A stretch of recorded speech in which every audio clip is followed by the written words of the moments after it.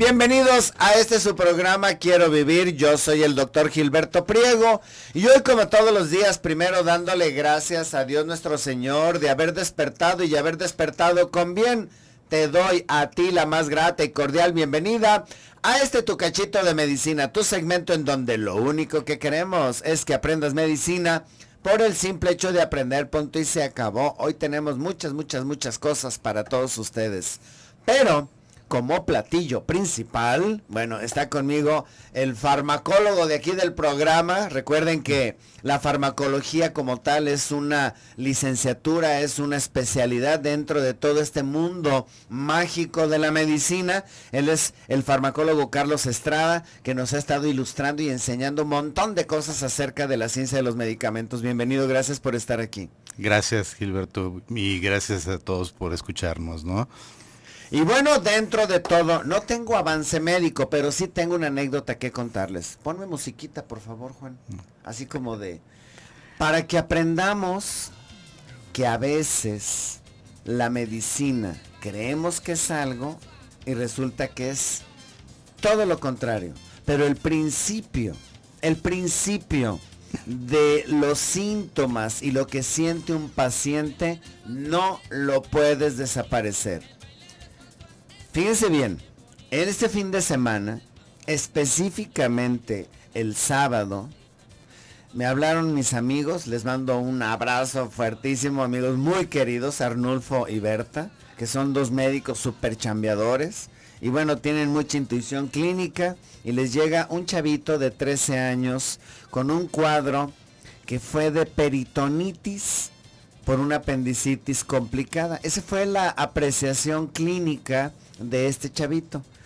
¿Qué pasó? ¿Qué originó que integrara el doctor Arnulfo y Berta este diagnóstico de peritonitis secundaria a una apendicitis complicada? Lo que tanto les he repetido aquí.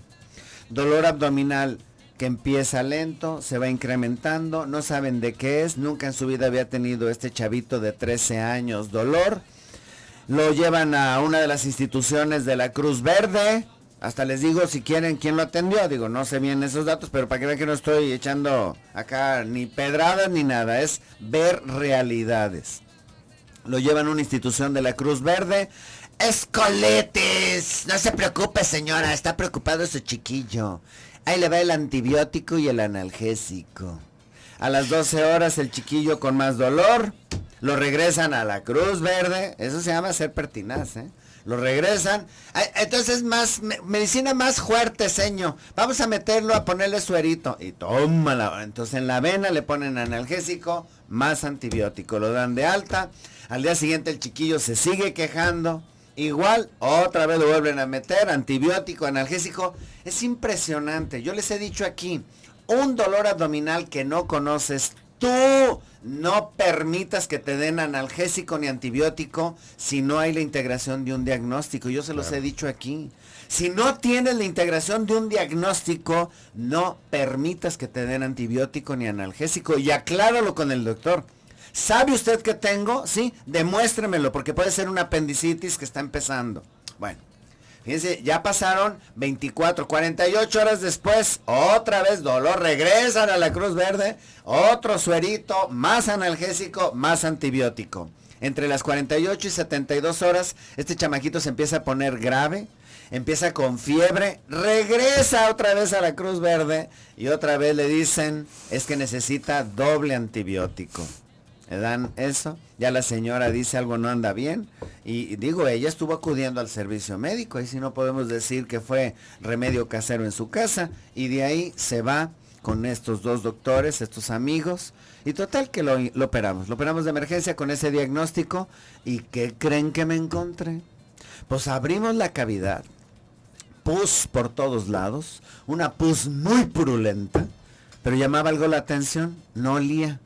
Y cuando es por una apendicitis perforada, como ese excremento huele, no, pues a popó revuelto con todo lo demás, o sea, vomitado y demás, o sea, ya se ha de imaginar, qué olores no leemos nosotros los que nos dedicamos a operar. Bueno, entonces dije, ay, qué raro, a ver, vamos a esculcar, y veo el apéndice, y el apéndice pues estaba enrojecida, pero no era la causa de la perforación. Entonces le digo al médico, le digo, ¿sabes qué? Va a ser un divertículo de Meckel. Una patología que es una anomalía congénita. Rarísima, rarísima. Yo creo que tenía, ¿qué les gusta? 10 años de no operar a alguien. Y se perforó un divertículo de Meckel, que es como un dedito, como un dedo de guante que sobresale al intestino y se perfora porque tiene tejido gástrico y pancreático ectópico fuera de lugar, que secretan ácido, secretan amilasa, lipasa y perforan el intestino y bueno, ya de ahí se viene todo el cuadro de una peritonitis. Estaba tan inflamado, le hizo una resección intestinal, pero no podemos pegar el intestino porque está todo tan inflamado que tuvimos que dejarle una ileostomía, es decir, derivar el contenido intestinal hacia la pared abdominal a que pase el proceso de peritonitis y en 2 meses volverlo a reconectar. Esta es la enseñanza. Si tú tienes algo que no conoces, sobre todo en 13 años, ¿qué le duele a un chiquillo de 13 años? Nada. Pide una segunda opinión, como hicieron en este caso. Tristemente ya había pasado su buen rato y bueno, cerca de 72 horas cuando este chavito entra a quirófano, pero tuvo oportunidad de ir casi unas 5 veces a la Cruz Verde y en las 5 veces analgésico y más antibiótico. No permitas eso, que nos quede esto de enseñanza. Bueno, pues hoy nuestro tema, automedicación, con el farmacólogo Carlos Estrada, que ya está aquí con nosotros. Y vámonos a un bisturizazo, Austin, Texas, te quiero escuchar. Comunícate a través de nuestro WhatsApp 333-822-3208. ¡Vámonos! Esto se va a terminar. El baile del suazo es un baile. Me río porque me acaban de mandar una imagen a través del WhatsApp. ¿Quién es? ¿Quién me la mandó? Hola, Lupita Alonso. Hola, buen día, doctor. Esta imagen es para quien la vea.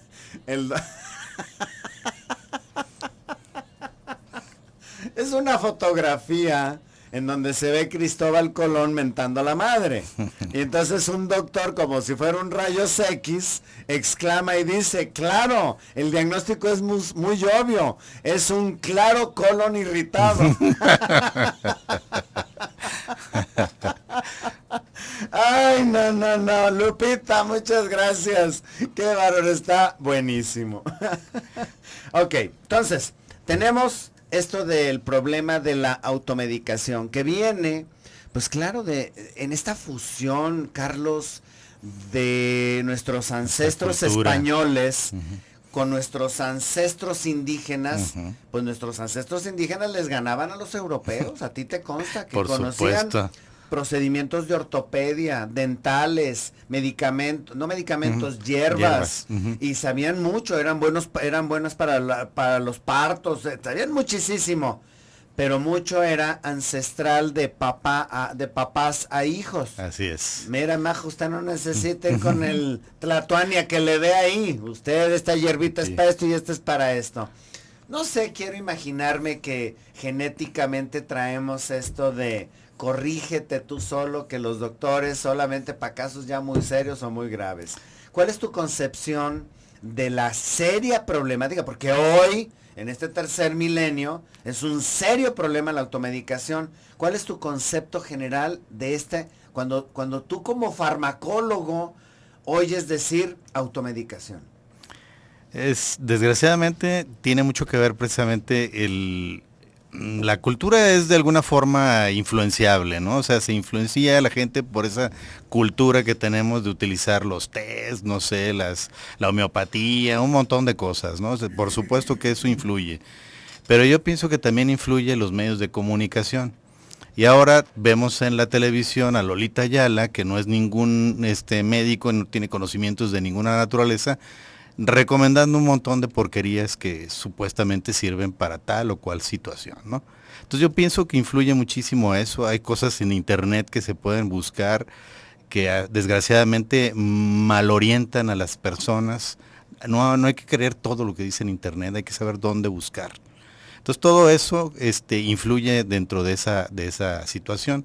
Y por otro lado, la parte económica. Mucha gente piensa que por ahorrarse unos pesos o ahorrarse unos centavos, porque a final de cuentas así es, está bien acudir a alguien que le recomiende algo, no sé, la comadre, el vecino, alguien que ya tuvo éxito, a lo mejor con algún tratamiento, y piensan que esa es la mejor forma de tratarse, ¿no? Sabiendo que, pues desde luego, un medicamento no va a dar el mismo resultado en una persona que en otra. ¿Por qué? Porque somos individuales, somos individuos con diferentes características, cada quien tiene una función renal distinta, una función hepática distinta, un metabolismo distinto, hay metabolizadores lentos, hay metabolizadores rápidos, en fin, todas esas funciones tienen que ver, ¿no? Entonces, dentro del proceso, este fenómeno de la automedicación influyen todas estas cosas, por supuesto. Cuando tú estás hablando, recuerden que Carlos Estrada es farmacólogo, o sea, él se dedica nada más a la ciencia de los medicamentos. Donde más están teniendo acción es ahorita en los hospitales, en donde nos están ayudando a los médicos tratantes para evitar interacciones intravenosas de los medicamentos, en donde no llega uno y bueno, la otra vez le conté a un paciente 20 medicinas, dije, madre mía de Guadalupe, o sea, 20 medicinas y le cabrá la comida también al paciente. 20 Sí, medicinas, claro. qué bárbaro. Esto es lo que nos están ayudando. Por eso es que lo tenemos aquí con nosotros para que nos orienten este tema tan interesante. Ahora, yo creo que aquí además van los factores culturales en donde la medicina se ha vuelto también un poco mercantilista.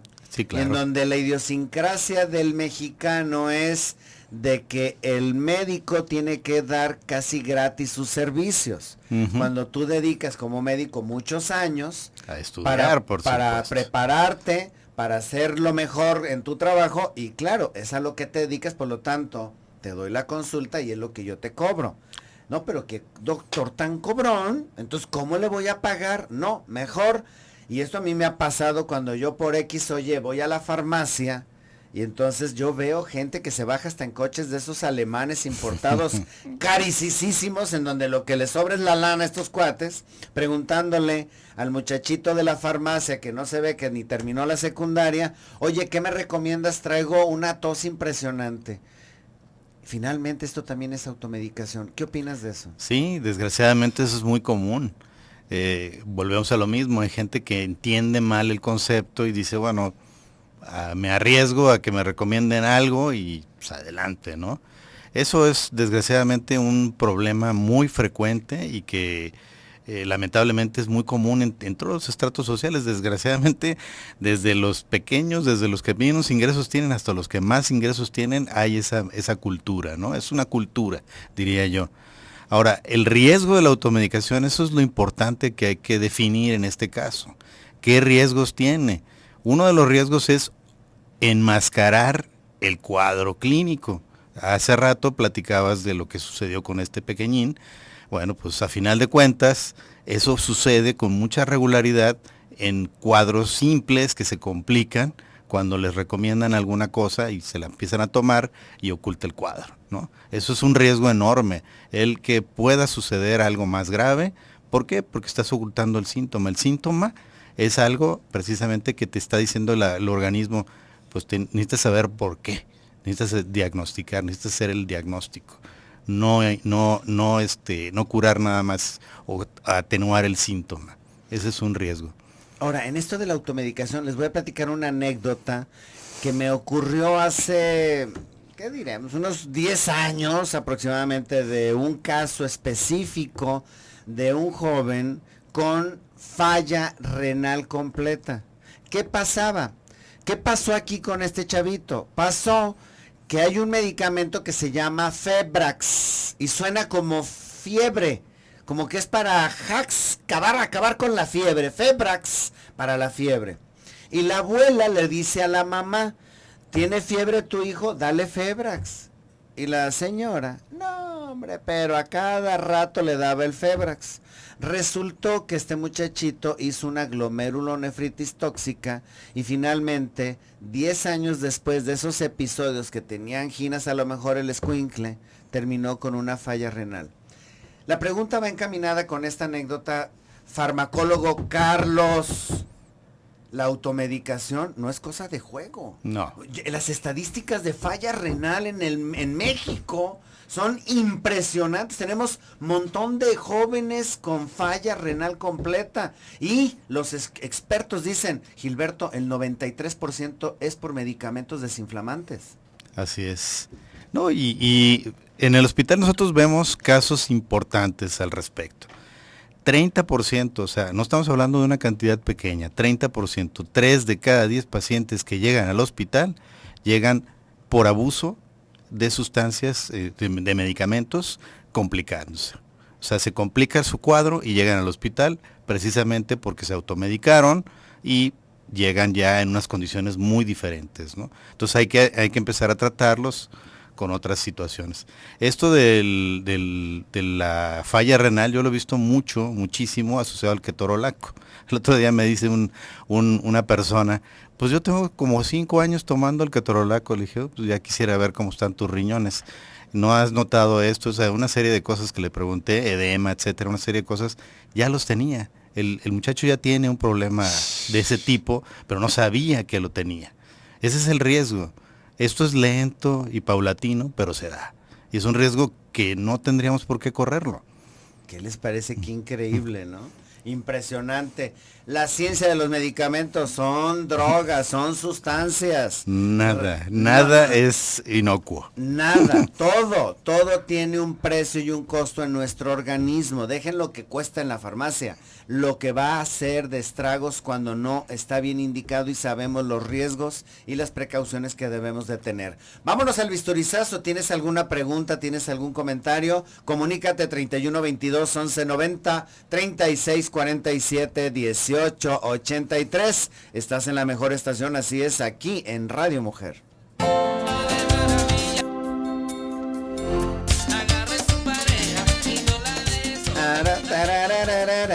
Te voy a platicar de un farmacólogo que está atendiendo una Claro, Carlos, por supuesto, sí. Está atendiendo una farmacia. Entonces llega una señora y le entrega una... le dice la señora, no le entrega nada, le dice, ¿usted es el encargado de la farmacia? Sí. Dice, quiero, por favor, que me venda un frasco, pues cantidad abundante de arsénico. Arsénico, señora, qué petición tan desusual, señora. Arsénico, ¿y como para qué quiere usted el arsénico? Arsénico, sí. ¿Ah? Para matar a mi marido.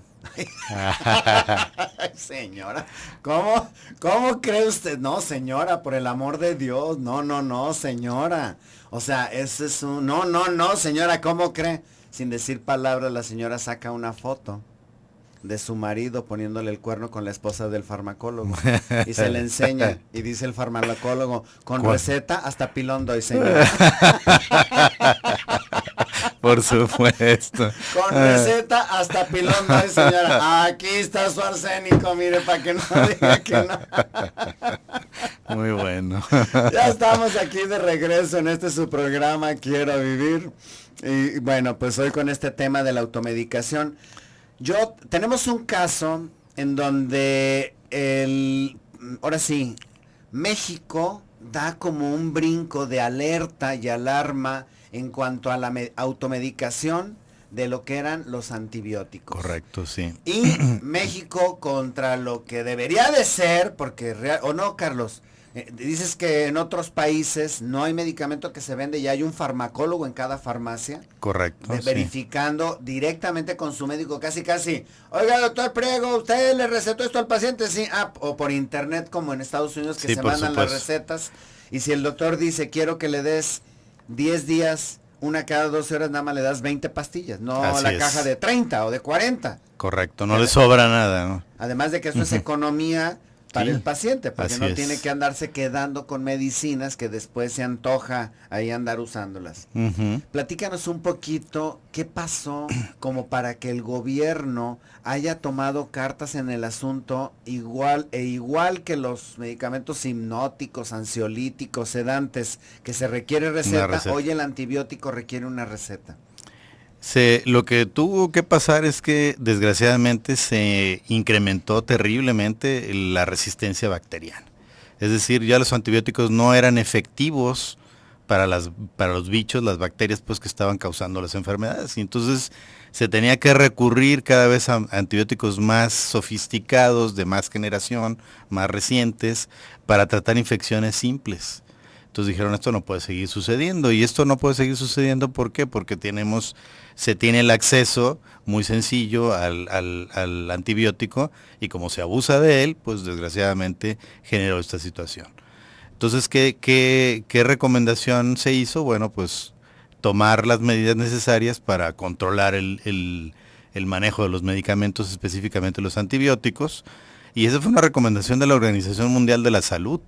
O sea, todos esos resultados que se mostraron de resistencia bacteriana fueron muy elevados. Y como nosotros tenemos la vecindad aquí con los Estados Unidos, existe un centro de control de enfermedades en los Estados Unidos, en Atlanta, Georgia, que es el CDC de los Estados Unidos. Ahí es donde hacen muchos estudios de esta naturaleza. Entonces, ahí fueron llegando casos, inclusive porque la epidemiología es así, o sea, hacen el rastreo de los casos, y todo esto generado por resistencias bacterianas. Y pues mucha de la expresión de estos organismos fue la que obligó a las autoridades a tomar estas medidas, ¿no? Cuando tú estás hablando del uso adecuado de medicamentos dirigidos o manejados por los expertos en salud, quiere decir entonces que prácticamente cualquier medicamento que nosotros tengamos en casa, que se pueden echar a perder y que después se reutilizan aún cuando tengamos una receta anterior de ¿qué te gusta hace un año? ¿Se llamaría automedicación? Pues sí, porque la automedicación es el proceso en el cual el paciente decide tomar el medicamento sin el consejo del médico. Entonces, aunque él haya tenido esa receta hace un año, pues las condiciones no son las mismas. Y puede ser que la infección, a lo mejor en aquella ocasión sí fue una infección bacteriana, y en esta ocasión no. Porque la gente suele decir, bueno, ya tengo fiebre, tengo escurrimiento nasal, etcétera, el moco es de color verde, etcétera, pues tengo una infección y requiere un antibiótico. Pues no. La mayoría de las infecciones respiratorias son virales y no requieren antibiótico. Tanto así como el 85%. O sea, no es casual que se abuse de los antibióticos por este tipo de situaciones. Consultan la receta anterior y dicen, pues si me funcionó la vez pasada, me va a funcionar ahora en esta ocasión. No sabemos.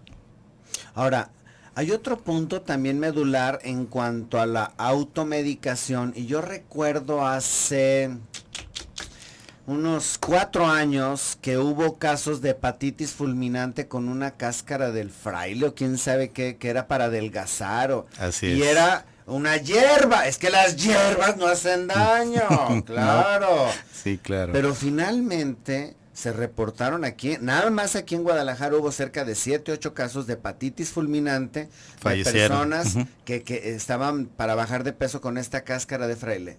La automedicación descontrolada, sean hierbas, sea medicamento, ¿el concepto es igual? Es el mismo, exactamente el mismo, ¿sí? Si se acude a tomar alguna sustancia, sea remedio herbolario, sea un suplemento, etcétera, pues ahora hay tiendas que venden suplementos, ¿no? Que dicen, este es un suplemento y es responsabilidad de quien lo toma, ¿no?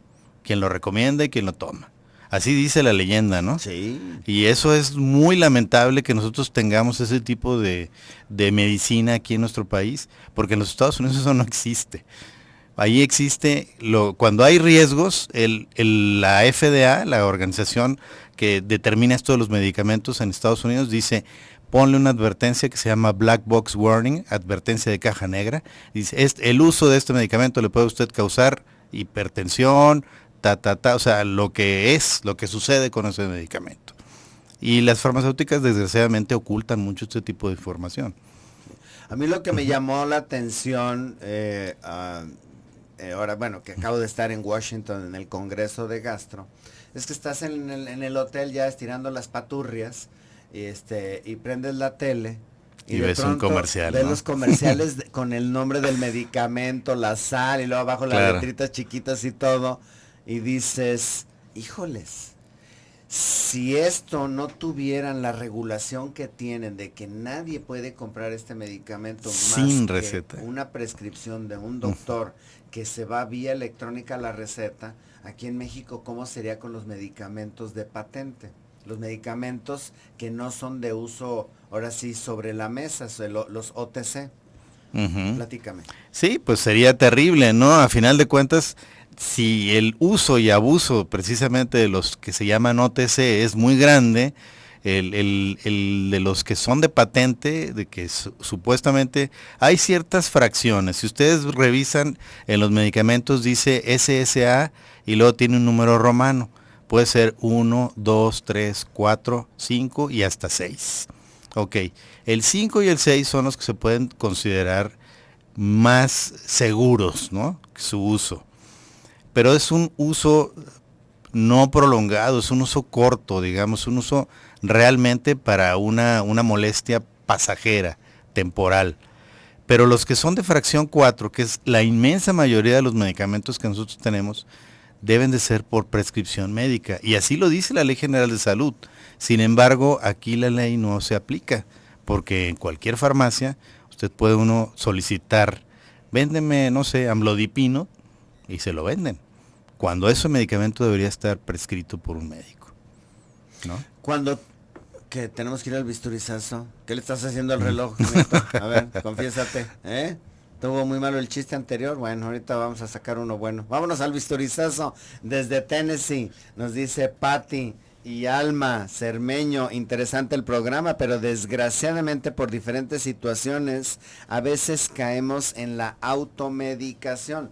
No, lo que pasa es que una cosa es tener una gripe y tomar algún, ahora sí, descongestionante, y otra vez seguir terco en la semana. Ya se puso verde, consíguete el antibiótico. Oye, mamá, ¿no tienes por ahí el Bactrin ese que te funcionó?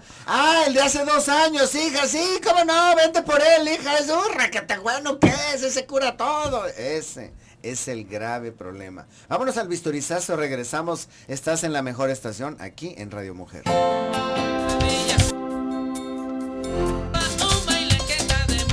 Ya estamos aquí de regreso en este su programa Quiero Vivir. Bueno, pues hoy con nosotros mi buen amigo Carlos Estrada, farmacólogo, hablando de este tema tan interesante de lo que es la automedicación. Bueno, tenemos un comentario, le dije la verdad, el ingenio, como dicen, el ingenio. Dice, a ver, aquí está. Aquí está. Muy buen día a mi doctor, a mi chef y atleta, doctor favorito del mundo mundial. Gracias. Saludos a su invitado. Qué buen tema. Felicidades, Doc. Ahora que comenta respecto al surtido de recetas de Estados Unidos, es excelente, pero no cuentan con el mal usado ingenio mexicano. ¿Y por qué lo digo? Porque tengo una compañera de trabajo que todos los años se va para allá y se lleva una gran dotación de medicamentos, entre ellos antibióticos, omeprazol, ketorolaco, etcétera. Se preguntará cómo lo pasa, pues tiene aquí en México un cuñado médico y le da varias recetas firmadas para que las llene como lo que le convenga, y así pasa cada miembro de la familia con su respectivo medicamento y receta. Fíjense, yo que tengo familia en Estados Unidos, que trabajé y estudié en Estados Unidos, nuestros coterráneos no creen en dos cosas en la Unión Americana. No creen en los medicamentos y no creen en los doctores. Sí. Tienen que ser mexicanos y tienen que hablar el mismo idioma y chacharear y platicar y casi la medicina de acá de Estados Unidos no sirve, doctor. Sí. Yo, ¿cómo le hago? Dígame cómo le hago para conseguirla desde México. ¿Cierto? Sí, ¿no? totalmente cierto. Qué padre idiosincrasia, ¿no? A Sí. ver, cuando digo calidades de medicamentos de país a país, me quiero imaginar algún medicamento muy conocido, por ejemplo, de AstraZeneca, Nexium, Sí. que hay en todo el mundo. Ujú. Bueno, a mí me ha tocado, no, doctor, es que la de Estados Unidos no se compara con la de México. Yo digo, a ver, ¿será posible que hagan calidades diferentes de acuerdo No, al país? por supuesto que no. Todo está perfectamente regulado y Existe un libro, el otro día me traje por aquí, que se llama Farmacopea.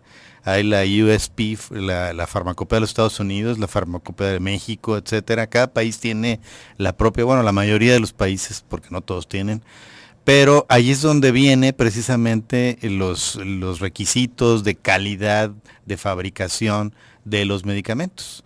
Y por supuesto que se tiene que cumplir con la misma calidad digo, estamos hablando de Estados Unidos, es un país de primer mundo, por supuesto que tienen gran calidad los medicamentos. Sin embargo, es una creencia, pues diría yo, mágica, es un pensamiento mágico de nuestros coterráneos allá en Estados Unidos, de que inclusive piensan que las muestras médicas están como más concentradas o tienen mejores características que los medicamentos que se venden en la farmacia. No es cierto, es totalmente cierto, es totalmente falso. Ese tipo de cosas son pensamiento mágico, así lo diría yo. Pensamiento mágico puro, pues imagínense. Lo que sí es cierto es que hay varios medicamentos que están prohibidos en Estados Unidos y Norteamérica, que sí se venden en el país, y entonces dicen, me llevo mi dotación. Les voy a poner un ejemplo. Tegacerot, nombre comercial, Selmac, que es para el intestino irritable, es un agonista de la serotonina que en el 34% de los pacientes mejora el estreñimiento y en otro 34% mejora el proceso de distensión y tienen una mejor evacuación. Es decir, es efectivo de menor a mayor grado en el 60% de los pacientes. En Estados Unidos está prohibido. Sí. La mayor venta de Selmac se da en la frontera. Esa es la mayor venta. Sí. Y ahora que Canadá le entró al quite también, pues ahora sí, para ellos es más fácil enviar pedidos por vía internet a Estados Unidos. Desde Canadá, sí. De Canadá. Canadá está infiltrando medicamentos a la Unión Americana. Bastante, muchísimo. ¿Por qué? Porque cuidan tanto que México no mande medicamentos. Que descuidaron la frontera norte, ¿no? Así es. Y Canadá se está dando vuelo. Y aquí, por ejemplo, usted quiere mandar un medicamento a la Unión Americana por alguna empresa de mensajería y le dice, no, medicamento no se puede. Oiga, pero es que mire que mi mamá está allá, que hágale como, tengo aquí la receta. No se puede. Entonces, por ejemplo, el ketorolaco. El ketorolaco es un analgésico que tiene que tener sus precauciones y no está permitida la venta ya. Hay un medicamento, no sé si te acuerdas de la cisaprida. Sí, por supuesto. Está prohibida en casi todo el mundo. Sí, y aquí en México se sigue vendiendo. Está asociada a riesgo cardiovascular en muchos casos, ¿no? Otro medicamento desinflamante que está asociado a hepatitis fulminante es el mesulit. La nimesulide. La nimesulide. Fíjate, y acá, no, aquí México es el país de los buenos de... De hecho, hace poco se hizo una advertencia por parte de la COFEPRIS precisamente para nimesulide, pero solamente pediátrico. Digo, bueno, que los adultos no tendrán el mismo problema, por supuesto que lo tienen. ¿Saben cuál es el problema aquí? Que no hay reporte. No hay reporte por parte de los médicos tratantes de riesgos relacionados con el uso del medicamento. Tienen miedo de que no, me van a meter en un problema legal y que no es cierto. O sea, ustedes pueden hacer un reporte, la gente inclusive puede hacer un reporte. Yo los invitaría ahí más adelante, a lo mejor podemos tocar el tema, la farmacovigilancia específicamente. Hay reportes, hay formatos para reportar este tipo de reacciones. No hay reacciones normales, o sea, no, el efecto es un efecto secundario y pasajero, es una reacción adversa. Hay de diversos tipos, eso ya sería tema quizás de otra ocasión, pero definitivamente es porque no existen los reportes.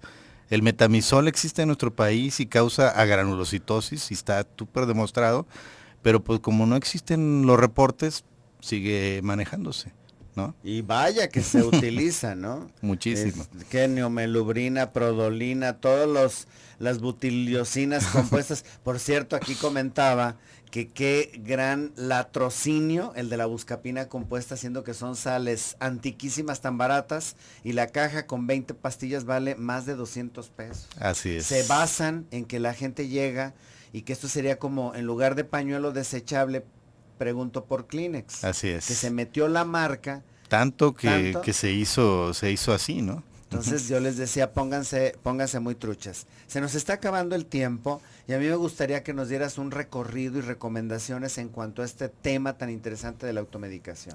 Bueno, las recomendaciones son no tomar medicamentos sin un consejo médico de entrada. O sea, tendría que haber un consejo de un médico para tomar el medicamento. Inclusive puede ser hasta por teléfono. Ustedes les hablan seguida por teléfono, pero es preferible a que lo tomen por iniciativa propia o por un profesional farmacólogo. Precisamente cualquiera de las dos situaciones puede ser. Por otro lado, que no se arriesguen a tomar medicamentos por largos periodos de tiempo.